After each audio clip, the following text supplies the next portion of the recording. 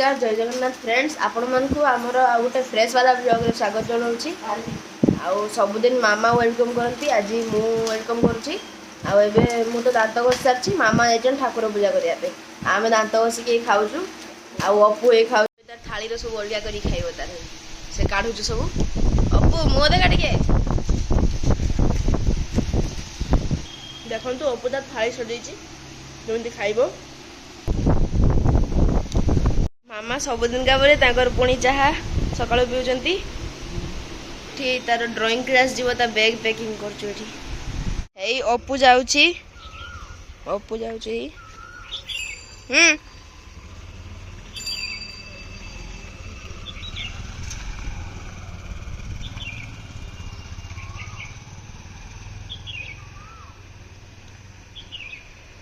एठी भात बसी सारची आजी।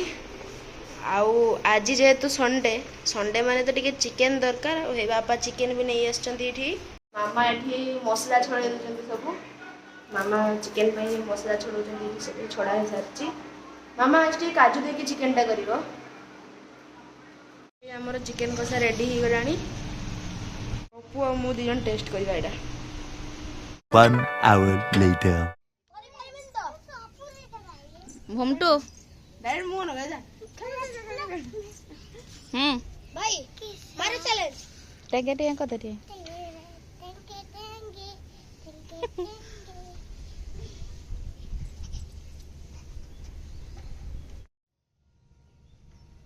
और मैं को सब्सक्राइब करिए। आपको काम करे छी। तुम एटा पके मोड़े